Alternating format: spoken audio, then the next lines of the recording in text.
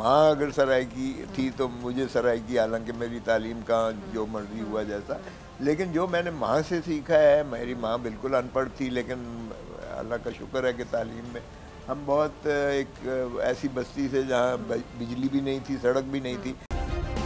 Subscribe करें और bell दबाएं ताकि कोई खबर रह न जाए। फिर आप देखेंगे जब वो किसी भी फॉरेन कॉरेस्पॉन्डेंट के या फॉरेन डेलीगेट के साथ बात करता है तो पाकिस्तान का सर फ़ख्र से ऊंचा हो जाता है, हमारा भी, कि देखें जी हमारा जो लीडर है, हमारा चेयरमैन है, किस शान से बात कर रहा है। ये बस भुट्टो में भी था, शहीद जुल्फ़िकार अली भुट्टो में। और जब वो कैनेडी ने उसे कहा कि mister Bhutto, are you conscious you are standing in the most powerful building of the world, ये JF कैनेडी ने कहा वाइट हाउस में उसे, भुट्टो को कहता है। और भुट्टो का बर्जस्ता जवाब देखें, उसने कोई पर्ची नहीं निकाली, भुट्टो का बर्जस्ता जवाब निकला कि yes mister president, it is under my feet.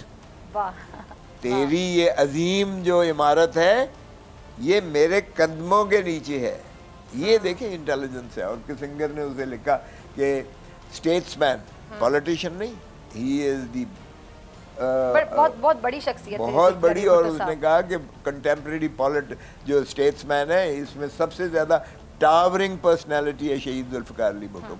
अच्छा, भुट्टो साहब को और फिर बेनज़ीर का भी, बेनज़ीर इसी घर में थी, तो दुनिया का कोई ऐसा सेलिब्रिटी नहीं था जो बेनज़ीर के साथ बात अच्छा, भुट्टो साहब बतौर वज़ीर आज़म तो याद रखे जाते होंगे, लेकिन बतौर वज़ीर ख़ारजा मुझे बड़े दबंग लगते थे। मतलब मैं जब उनका रोल याद करती हूँ कि as prime minister Pakistan, as foreign minister, तो मुझे एज़ फॉरेन मिनिस्टर जो उनका किरदार था वो बड़ा दबंग लगता है। भुट्टो साहब को जब भेजा इन्होंने यूनाइटेड नेशंस में एज अ फॉरेन मिनिस्टर उस वक्त गए थे, तो वहाँ क्योंकि आपको बाहर जाके डील करना है दूसरे लोगों के साथ जी, उन्होंने वहाँ यूनाइटेड नेशंस में कहा माय कंट्री हार्कन्स फॉर मी, उनकी स्पीच बड़ा याद वेस्टिंग माय टाइम। जिस तरह उन्होंने दुनिया के मुंह पर जो है एक तमाचा मारा कि तुम्हें नजर नहीं आ रहा। ये बात भी आप ये गौर करें कि तब पाकिस्तान को बने हुए 2 दहाइयां हुई थी मैक्सिमम, तो मतलब एक नया मुल्क ही था ना अगर देखा जाए। नहीं, भुट्टो तो खैर, और उस टाइम पर बिलावल के अंदर वो, मैं आपको बताऊं, बिलावल के अंदर अपने नाने का स्पार्क भी है, अपनी माँ का भी उसके अंदर है, और बाप का हौसला और तदब्बर है। आप देखें बिलावल हंसता रहता है हमेशा। इस पर जितनी बात करें, नहीं कभी वो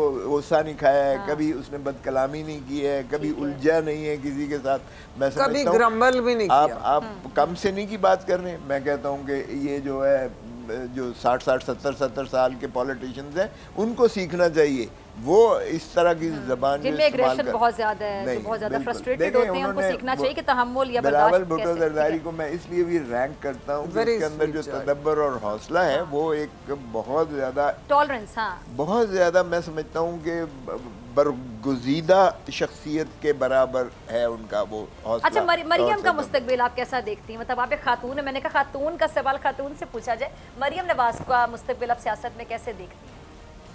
मरियम अच्छी है,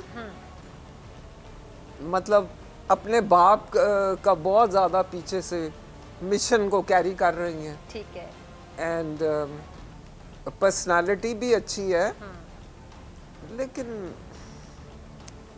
लेकिन हाँ, आप कह सकती हैं खुलकर थोड़ा सा ना इनमें और उनमें फ़र्क है। बिलावल और मरियम में आप ये कह रही हैं? हाँ जी, ठीक। अच्छा, वैसे खोसा साहब, मरियम का हमजा से भी लोग कंपैरिजन करते हैं, तो मरियम और हमजा का अगर कंपैरिजन करना, आपका कमेंट? देखें, ये आपस में उन बहन भाइयों का, यानी फर्स्ट कजन्स हैं, ये उनका मसला है। लेकिन मैं तो कम से कम मरियम को रैंक बेहतर, एक उनकी जो डिबेटिंग स्किल्स है मेरे ख्याल से, वो उन्होंने काफी इख्तलाफ हो सकता है, नहीं काफी कॉन्फिडेंस के साथ मरियम बात करती हैं। बिल्कुल। और क्राउड पुलर भी है, क्राउड पुलर भी है इस वक्त। और मैं समझता हूँ कि बाहर क्या, हमजा ने भी बड़ी मार खाई है, इसमें कोई शक नहीं है। हमजा जब ये बाप और चाचा को जब मुल्क बदर कर दिया गया था, तो पीछे हमजा ही था। हमजा ने जेल में भी काटा है और 19-20 साल उसने जो है एक मशक्क़त की है। मरियम ने भी की है, मैं नहीं ये कह रहा, लेकिन मैं समझता हूँ कि मरियम को फ़ीमेल होने का भी एक एडवांटेज है। फिर वो खुश गुफ्तार भी हैं, खुश शक्ल भी हैं, बात निकाला, फिर बड़ी गुफ्तगू करना, कुछ चीजें होती है जो गॉड गिफ्टेड आपके अंदर टैलेंट होते हैं, क्वालिटीज होती हैं। वो मैं उनको, वो फिर डिपेंड करता है आप उनको पॉजिटिव वे में यूज करें या नेगेटिव में करें, वो एक अलग डिबेट है। सो इस हिसाब से मैं एज जो है मरियम को ज्यादा यूनिटी बहुत ज्यादा इस फैमिली में। और जिस तरह से वो कैरी कर रही हैं कि जी बड़े भाई और छोटे भाई में इख्तिलाफ है, उनके बच्चों में इख्तिलाफ है, लेकिन अब हमने देखा कि जिस तरह मतलब हमजा की कैंपेन बाकायदा मरियम करती रही।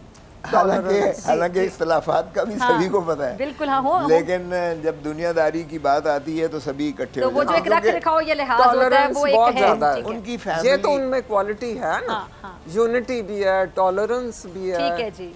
और उनकी फैमिली का जो डिसिप्लिन है ना, उसमें उनके बड़े जो पहले थे वालिद साहब, यानी बड़ों ने जो डिसीजन ले लिया बस उसका एहतराम है। और ये मशहूर है कि नवाज शरीफ साहब और शहबाज ये अपने बाप के सामने बैठते नहीं थे, ये खड़े रहते थे। ये बात है, यानी मुअद्दब इतने थे और उनका हुक्म जो है वो हरफ आखिर होता था। अब इसी तरह अब नवाज शरीफ का जो है कहना जो है वो हरफ आखिर है सारी फैमिली के अब बड़े की हैसियत से। तो अगर इख्तिलाफात हों भी तो भी वो उसमें कवर हो जाते हैं। इनकी वालदा जो है नवाज शरीफ की मदर, मैंने सुना है कि उन्होंने आज तक तहज्जुद नहीं छोड़ा, तो उसका इनको फल मिल रहा। सब्सक्राइब करें और बेल दबाएं ताकि कोई खबर रह न जाए।